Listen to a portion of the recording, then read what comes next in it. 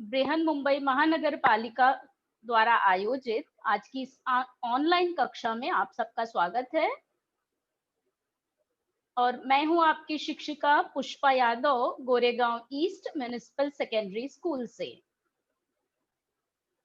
आज हम पढ़ने वाले हैं गणित भाग 2 प्रकरण। आज का हमारा पाठ है चतुर्भुज और ये है कक्षा 9वीं के लिए।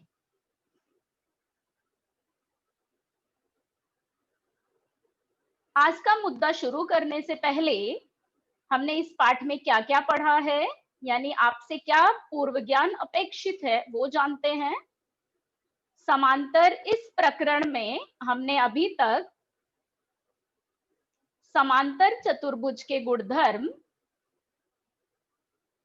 समांतर चतुर्भुज की कसौटियां, ये कुछ मुद्दे हैं जो हमने अभी तक पढ़ लिया है इस पाठ में। आयत, वर्ग तथा समचतुर्भुज के गुणधर्म।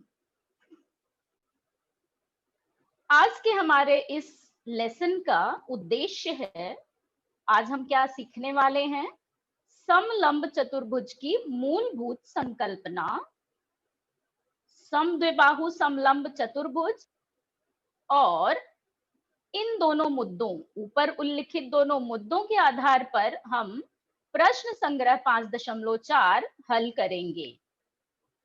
तो आइए शुरू करते हैं। समलंब चतुर्भुज किसे कहते हैं, समलंब चतुर्भुज की मूलभूत संकल्पना सीखेंगे। हमारी स्क्रीन पर चतुर्भुज की आकृति है।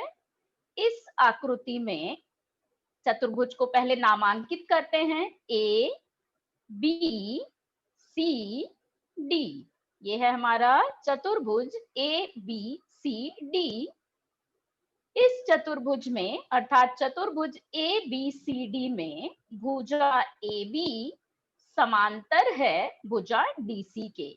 आकृति में स्पष्ट देखा जा सकता है कि इस चतुर्भुज की सिर्फ एक सम्मुख भुजाओं की सिर्फ एक जोड़ी समांतर है, यानी भुजा ए बी और भुजा डी सी ये परस्पर समांतर हैं। चतुर्भुज की सम्मुख भुजाओं की दूसरी जोड़ी ए डी और बी सी ये समांतर नहीं दर्शाई गई हैं। तो इस प्रकार के चतुर्भुज को हम क्या कहते हैं, आइए सीखते हैं। जिस चतुर्भुज की सम्मुख भुजाओं की एक ही जोड़ी समांतर होती है उस चतुर्भुज को समलंब चतुर्भुज कहते हैं। चतुर्भुज ABCD में भुजा AB समांतर है भुजा CD या DC, ये हम पहले ही सीख चुके हैं। समांतर रेखाओं के गुणधर्म के अनुसार संलग्न कोणों की जोड़ी कोण A तथा कोण D संपूरक होगा। जिस प्रकार से हमने समांतर चतुर्भुज के बहुत सारे गुणधर्मों का अध्ययन किया है, उसी तरह से उन समांतर चतुर्भुज के कुछ गुणधर्म समलंब चतुर्भुज के विषय में भी सही हैं। समांतर भुजा AB और CD, इसका कोण A और कोण D ये संलग्न कोणों की एक जोड़ी है और ये जोड़ी समांतर होती है। ये जोड़ी संपूरक होती है, अर्थात इन दोनों कोणों के मापों का योगफल 180 अंश होता है। ये हम समांतर रेखा और उनकी तिर्यक रेखा के गुणधर्म के आधार पर भी कह सकते हैं। यदि हम इस भुजा AB को इस प्रकार से बढ़ा देते हैं और CD को भी लेफ्ट साइड में बढ़ाते हैं तो रेख AD ये इनकी तिर्यक रेखा होगी और इस आधार पर कोण A और कोण D ये अंतः कोण होंगे। अंतः कोणों की कसौटी के अनुसार कोण A प्लस कोण D ये मान 180 अंश होगा। अतः संलग्न कोणों की जोड़ी संपूरक होती है। दूसरा गुणधर्म है, इसे हम गणितीय स्वरूप में लिख सकते हैं, इसलिए कोण ए प्लस कोण डी बराबर 180 अंश।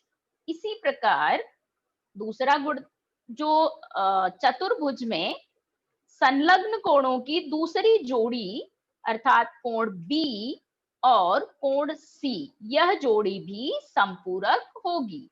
तो हम लिख सकते हैं कोण बी तथा कोण सी संलग्न कोणों की जोड़ी भी संपूरक होती है गणितीय स्वरूप में। इसलिए कोण बी प्लस कोण सी बराबर 180 अंश।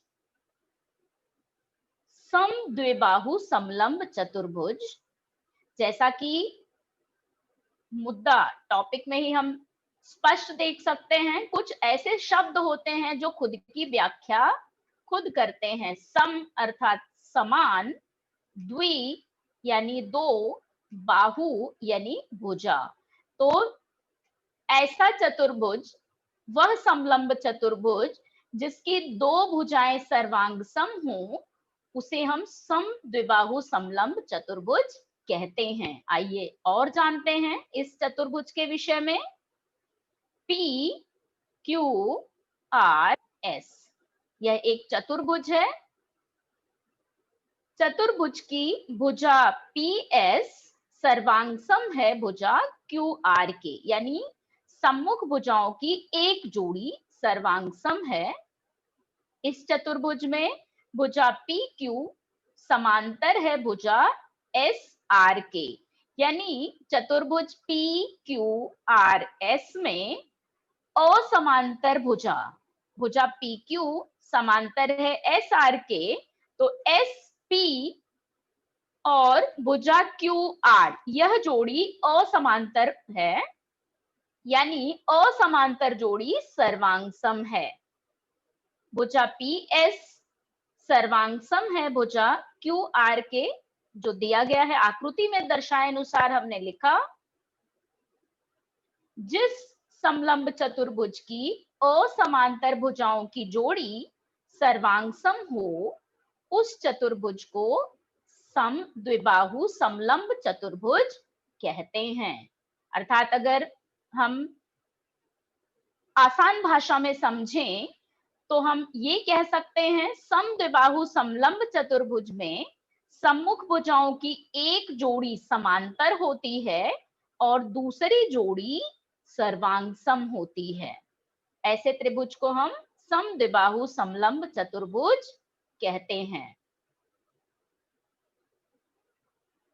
समद्विबाहु समलंब चतुर्भुज के गुणधर्म जानेंगे। यदि भुजा PS पर बिंदु A और भुजा QR पर बिंदु B हो, A से B को जोड़ देते हैं, अर्थात बिंदु A और बिंदु A को जोड़ने वाला रेखाखंड खींचते हैं। चतुर्भुज PQRS में बिंदु A तथा बिंदु B क्रमशः भुजा PS और भुजा QR के मध्य बिंदु हैं। तो ये दोनों बिंदु, बिंदु A भुजा PS का मध्य बिंदु है, उसी तरह से बिंदु B भुजा QR का मध्य बिंदु है।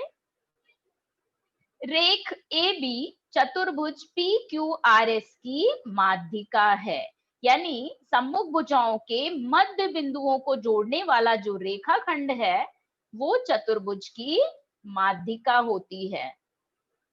किसी भी समलंब चतुर्भुज की असमांतर भुजाओं के मध्य बिंदुओं को जोड़ने वाले रेखाखंड को उस समलंब चतुर्भुज की माध्यिका कहते हैं। समलंब चतुर्भुज की माध्यिका की परिभाषा हमने सीखा।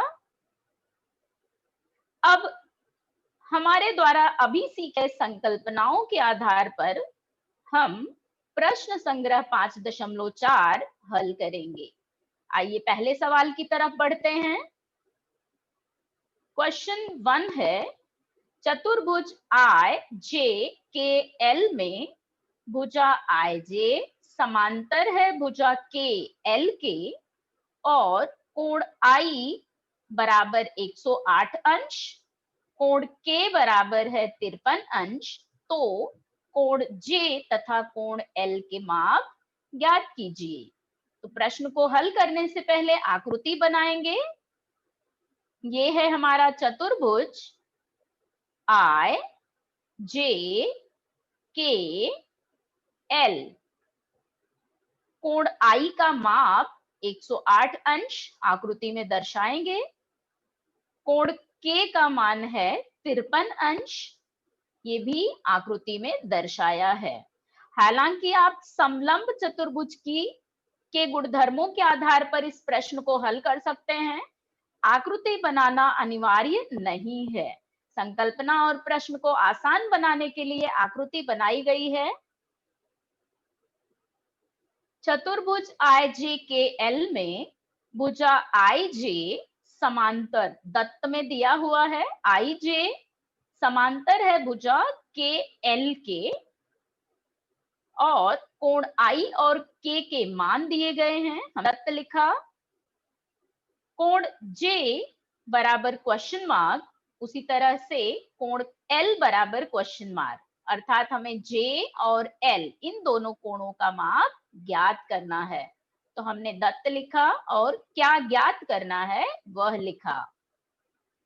चतुर्भुज आईजे के एल में भुजा आईजे समांतर है भुजा के एल के, अर्थात सम्मुख भुजाओं की एक जोड़ी समांतर है। तो यह किस प्रकार का चतुर्भुज है आगे जानेंगे। अर्थात चतुर्भुज आई जे के एल एक समलंब चतुर्भुज है। इसलिए समलंब चतुर्भुज के गुणधर्म के अनुसार यहाँ पर हम देखते हैं कोण जे और कोण के ये संलग्न कोण हैं। तो संलग्न कोणों के मापों का योगफल 180 अंश होता है। इसलिए हमने लिखा कोण जे प्लस कोण के बराबर 180 डिग्री। कारण लिखा समलंब चतुर्भुज के संलग्न कोण। कोण जे प्लस 53 अंश, कोण के का मान 53 अंश है, वह मान हमने रखा। अब कोण जे का मान ज्ञात करने के लिए 53 अंश इस माप को हमें पक्षांतर करना होगा। तो पक्षांतर करने पर हमें प्राप्त होता है कोण जे बराबर 180 अंश ऋण 53 अंश। बाईं ओर 53 यह धन यानी योग हुआ था।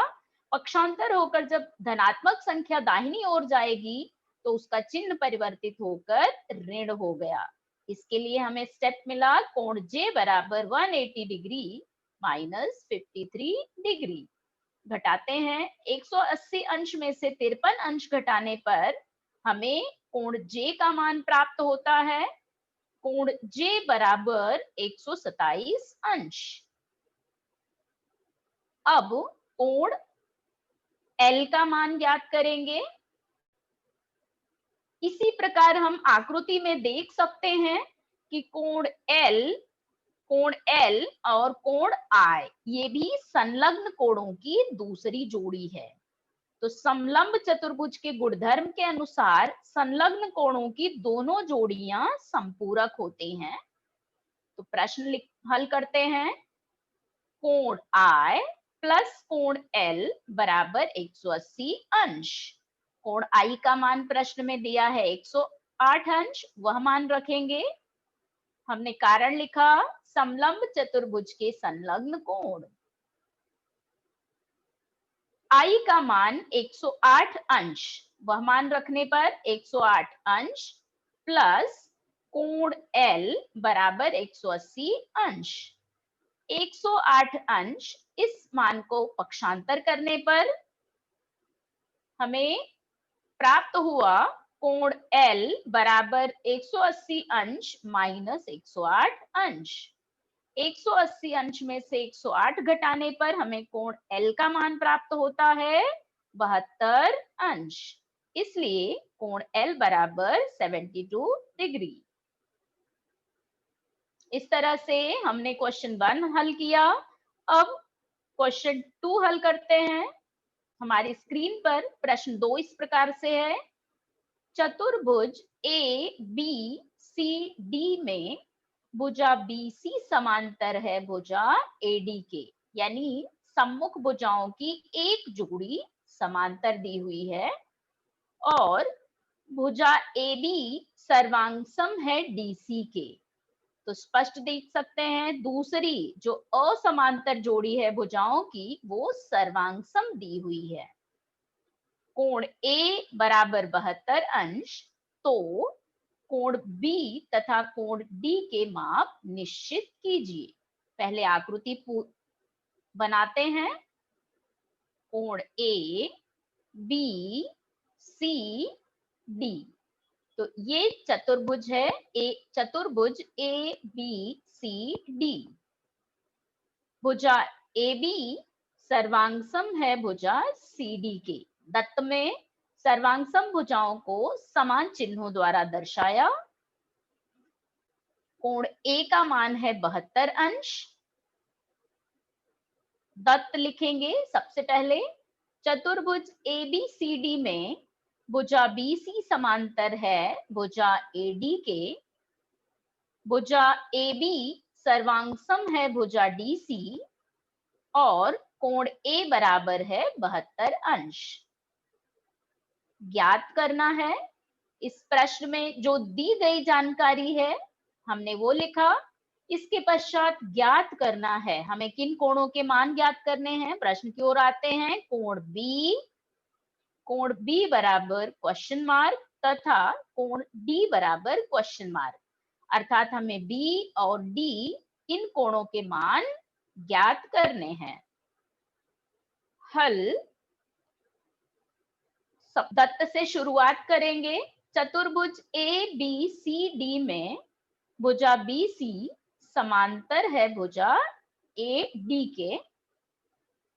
भुजा AB सर्वांगसम है भुजा DC के, अर्थात हमने अभी अभी परिभाषा में सीखा था, जिस चतुर्भुज की सम्मुख भुजाओं की एक जोड़ी समांतर हो और असमांतर भुजाओं की जोड़ी सर्वांगसम हो उसे हम समद्विबाहु समलंब चतुर्भुज कहते हैं। इसका मतलब है चतुर्भुज ABCD यह एक समद्विबाहु समलंब चतुर्भुज है। तो यहां पर हम स्पष्ट लिख सकते हैं। यहां आप स्पष्ट लिख सकते हैं कि चतुर्भुज ABCD यह समद्विबाहु समलंब चतुर्भुज है।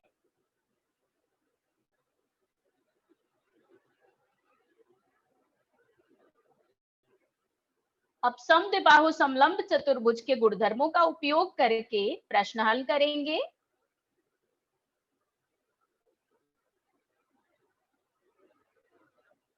हमने सीखा है संलग्न कोणों की जोड़ियां संपूरक होती हैं। तो इस आकृति के अनुसार कोण A और कोण B ये संलग्न कोणों की एक जोड़ी है, इसलिए कोण A प्लस कोण B बराबर 180 अंश। कोण A का मान समीकरण में रखेंगे तो हमें प्राप्त होता है 72 अंश। कोण A प्लस कोण B है, तो A के स्थान पर हमने A का मान 72 अंश रखा, इसलिए स्टेप मिलता है 72 अंश प्लस कोण B बराबर 180 अंश। अब पक्षांतर करने पर, इसलिए कोण B बराबर 180 अंश माइनस 72 अंश। 72 अंश को 180 अंश में से घटाने पर कोण B बराबर 108 अंश। तो इस प्रकार से हमने कोण B का मान ज्ञात किया। अब आगे हल करते हैं। कोण D का मान ज्ञात करने के लिए कुछ रचना करनी पड़ेगी। यहाँ पर हमने बी से एक रेखाखंड खींचा है भुजा एडी पर, जो एडी पर लंब है। तो हम कह सकते हैं, इसे नाम देंगे बी पी। तो रेख बीपी लंब रेख एडी, और उसी तरह शीर्ष बिंदु सी से भुजा एडी पर लंब सी टी खींचा। तो हमने बीपी लंब रेख एडी और रेख सी टी लंब रेख एडी खींचा। तो रचना लिखेंगे। कोण डी का माप ज्ञात करने के लिए बिंदु बी से रेख बीपी लंब रेख एडी तथा बिंदु सी से रेख सी टी लंब रेख एडी खींचा। तो ये हमने रचना किया। अब हमें एक चतुर्भुज प्राप्त होता है, चतुर्भुज बी पी टी सी। रचना से कोण P तथा कोण T ये 90 अंश के हैं, समकोण होगा। भुजा BC दत्त में हमें दिया हुआ है, भुजा BC समांतर है AD के। तो भुजा BC समांतर होगी PT के, क्योंकि A, P, T और D ये एक रेखीय बिंदु हैं, अर्थात रेखा या भुजा AD भुजा PT, ये दोनों PT ये AD में समावेशित है। इसके लिए हम लिख सकते हैं भुजा BC समांतर भुजा PT, और BP को तिर्यक रेखा लेते हैं। तो दो समांतर रेखा और उनकी तिर्यक रेखा के गुणधर्म से कोण B प्लस कोण P ये हो जाएगा अंतःकोण कसौटी के अनुसार 90 अंश होगा। चूंकि कोण P 90 अंश का है, इसके लिए कोण B भी 90 अंश होगा। इसी प्रकार से यदि हम CT तिर्यक रेखा लेते हैं, अर्थात BC और PT, इन दोनों भुजाओं को समांतर और CT को तिर्यक रेखा लेंगे, तो अंतःकोण कसौटी के अनुसार कोण C ये भी समकोण होगा। तो लिखते हैं कोण PBC बराबर कोण BPT 90 अंश अंतःकोणों के प्रमेय से। उसी प्रकार से कोण BCT, कोण BCT ये भी 90 अंश होगा, हम लिखते हैं। यानी वह चतुर्भुज जिसके चारों कोण समकोण हो वह एक आयत होता है। आयत के गुणधर्म से हम जानते हैं।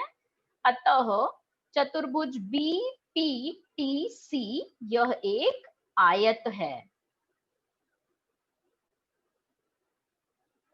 इसलिए रेख BP सर्वांगसम होगी रेख CT के। आयत की सम्मुख भुजा BP और CT ये आयत की सम्मुख भुजाएं हैं, इसके लिए इनकी लंबाइयां बराबर होंगी। समकोण त्रिभुज, अब हमें दो समकोण त्रिभुज मिलते हैं, त्रिभुज BPA और दूसरा त्रिभुज DTC। समकोण त्रिभुजों APB तथा त्रिभुज DTC में कोण APB, कोण APB सर्वांगसम है कोण DTC। आकृति में देख सकते हैं दोनों कोण समकोण है। कारण लिखेंगे प्रत्येक कोण समकोण। भुजा BP सर्वांगसम है भुजा CT के। हमने इसके पहले दोनों भुजाओं को सर्वांगसम सिद्ध किया है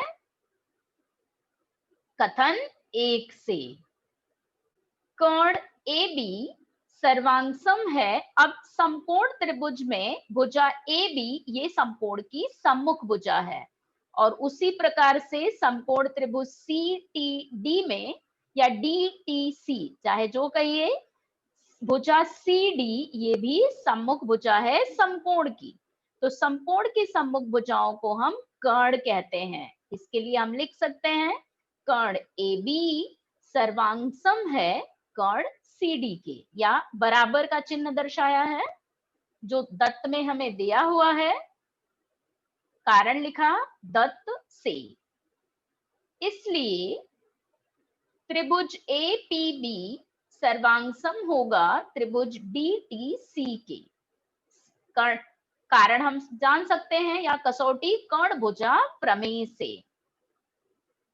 कर्ण भुजा कसौटी या प्रमेय जो भी हम लिखेंगे। इसलिए कोण BAP, कोण BAP ये सर्वांगसम होगा कोण CDT के, अर्थात कोण A सर्वांगसम होगा कोण D के। ये हमें कैसे प्राप्त हुआ? सर्वांगसम त्रिभुजों के संगत कोण। यदि कोई दो त्रिभुज सर्वांगसम है तो उनके प्रत्येक कोण सर्वांगसम होते हैं और प्रत्येक संगत भुजाएं भी सर्वांग होती हैं। इसलिए कोण BAP को हम कोण A और कोण CDT को कोण D लिख सकते हैं। तो कोण A बराबर होगा कोण D के। A का मान 72 अंश दिया है, इसलिए कोण D का मान भी 72 अंश होगा। तो कोण D बराबर होगा 72 अंश। और इस प्रश्न से हम एक संकल्पना, एक ज्ञान प्राप्त कर सकते हैं कि यदि दिया गया चतुर्भुज समद्विबाहु समलंब चतुर्भुज है तो उसके आधार के दोनों कोण समान होते हैं। यहाँ पर आधार का कोण A और D ये दोनों मान बराबर होंगे, ऐसा हमने सिद्ध किया। उत्तर लिखा कोण B बराबर है 108 अंश और कोण D बराबर है 72 अंश। अब इस प्रश्न संग्रह का तीसरा और आखिरी प्रश्न हल करते हैं। चतुर्भुज ABCD में भुजा BC लेस देन भुजा AD। यहाँ पर भुजा BC ये AD से छोटी है। भुजा BC समांतर है भुजा AD के, तथा यदि भुजा BA समांतर है भुजा CD तो सिद्ध कीजिए कि कोण ABC सर्वांगसम है कोण DCB के। सबसे पहले आकृति बनाएंगे। ये है एक चतुर्भुज जिसमें हम स्पष्ट देख सकते हैं एक भुजा कम है, लंबाई छोटी है, और दूसरी भुजा की लंबाई अधिक है। तो इन चारों शीर्ष बिंदुओं को नाम देते हैं। शीर्ष बिंदु A, B, C, D। तो हमें इस प्रकार एक चतुर्भुज मिलता है, चतुर्भुज ABCD। प्रश्नानुसार हम देख सकते हैं भुजा BC इसकी लंबाई भुजा AD की लंबाई से कम है। ये परस्पर सम्मुख भुजाओं की जोड़ी है और समांतर भी हैं। भुजा AB सर्वांगसम है भुजा CD के। तो हम समझ सकते हैं चतुर्भुज ABCD यह भी एक समद्विबाहु समलंब चतुर्भुज होगा, क्योंकि इसमें असमांतर भुजाओं की जोड़ी सर्वांगसम दी गई है। दत्त लिखेंगे चतुर्भुज ABCD में भुजा BC इज लेस देन भुजा AD। भुजा BC समांतर है भुजा AD के। भुजा BA सर्वांगसम है भुजा CD के। साध्य कोण ABC सर्वांगसम है कोण DCB के। रचना करेंगे रेख BE लंब रेख AD तथा रेख CF लंब रेख AD खींचा, अर्थात शीर्ष बिंदु B से BE लंब खींचेंगे और शीर्ष बिंदु C से CF AD पर लंब खींचेंगे। तो ये रचना करते हैं। बी से बीई एडी पर लंब खींचा, उसी प्रकार से सी से एडी पर लंब सी एफ खींचते हैं। प्रश्न को आगे हल करते हैं। उत्पत्ति त्रिभुज, हमें रचना के कारण दो त्रिभुज मिलते हैं, त्रिभुज ए बी ई और त्रिभुज डी सी एफ। तो इन दोनों त्रिभुजों को सर्वांगसम दर्शाएंगे। सबसे पहले देखते हैं आकृति के अनुसार कौन कौन से घटक सर्वांगसम हैं, वो लिखेंगे। कोण AEB सर्वांगसम है कोण DFC के। रचना से हम देख सकते हैं दोनों कोण समकोण हैं। भुजा BA सर्वांगसम है भुजा CD के, यह हमें दत्त से प्राप्त होता है। भुजा BE सर्वांगसम है भुजा CF के। प्रश्न क्रमांक 2 में हमने BE और CF को सर्वांगसम दर्शाया है, तो इसे हम दूसरे तरीके से भी सर्वांगसम दर्शा सकते हैं। भुजा BC और AD ये समांतर भुजाएं हैं और दो समांतर भुजाओं के बीच में खींचे गए लंब रेखाखंड परस्पर सर्वांगसम होते हैं। कारण लिखेंगे, दो समांतर रेखाओं के मध्य खींचे गए लंब रेखाखंड। इसलिए त्रिभुज ABE सर्वांगसम होगा त्रिभुज CDF या DCF के। कर्ण भुजा कसौटी से समकोण त्रिभुज में यदि त्रिभुज की संगत भुजाओं की एक जोड़ी और कर्ण सर्वांगसम हो तो हम उसे कर्ण भुजा कसौटी से पहचानते हैं। तो इसलिए हमें प्राप्त हुआ त्रिभुज ABE सर्वांगसम त्रिभुज DCF, कारण कर्ण भुजा कसौटी से। अब यदि दो त्रिभुज सर्वांगसम हैं तो उनके संगत कोण भी सर्वांगसम होंगे। इसलिए कोण BAE सर्वांगसम होगा कोण BAE। इसका संगत कोण होगा कोण CDF। तो हम लिख सकते हैं कारण सर्वांगसम त्रिभुजों के संगत कोण। उसी प्रकार से कोण A सर्वांगसम होगा कोण D के। कोण A, यदि दो त्रिभुज सर्वांगसम है तो कोण A और D भी सर्वांगसम होंगे। इसे हमने समीकरण 1 नाम दिया। अब आगे उत्पत्ति लिखते हैं।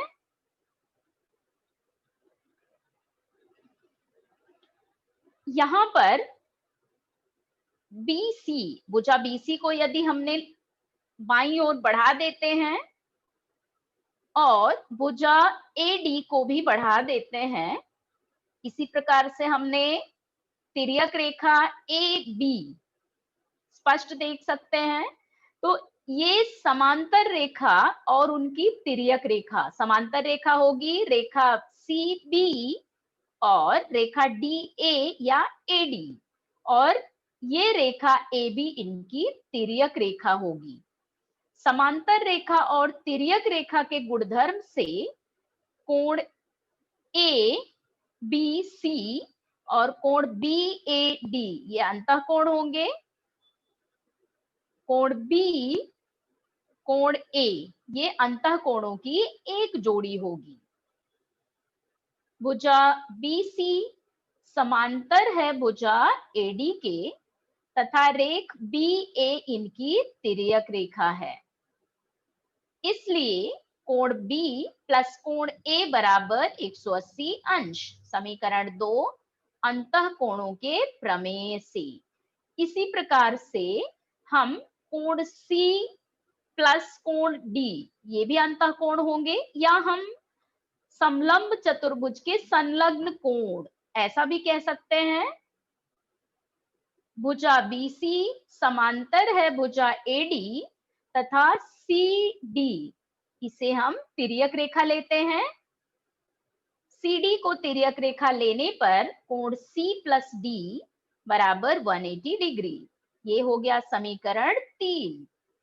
समीकरण 1 में हमने कोण A को कोण D के सर्वांगसम दर्शाया है। समीकरण 2 और 3 इसे ध्यान से देखते हैं तो दोनों का दाहिना पक्ष सर्वांगसम है। इसके लिए दोनों समीकरणों का बायां पक्ष भी सर्वांगसम होगा, अर्थात कोण B प्लस कोण A सर्वांगसम होगा कोण C प्लस कोण D के। A तथा D समीकरण 1 से सर्वांगसम है, तो हमें मिल जाता है कोण B सर्वांगसम कोण C के। तो आइए हल करते हैं। कोण B प्लस कोण A बराबर कोण C प्लस कोण D, कथन 2 तथा कथन 3 से। इसलिए कोण B सर्वांगसम होगा कोण C। सिंस कारण हमने लिखा, कथन 1 में कोण A बराबर है कोण D के, इसके लिए हमें कोण B बराबर कोण C मिल जाता है। अब B को 3 शीर्ष बिंदुओं का उपयोग करके कोण B का नाम लिखेंगे, तो ये हो जाएगा कोण ABC। उसी प्रकार से कोण C अर्थात कोण DCB। तो हमें प्राप्त हुआ कोण ABC सर्वांगसम कोण DCB, अर्थात सिद्ध किया हमने जो सिद्ध करना था।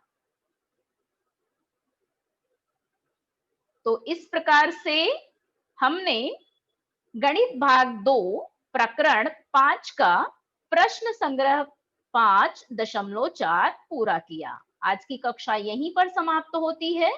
आप सबका बहुत बहुत धन्यवाद। Thank you very much.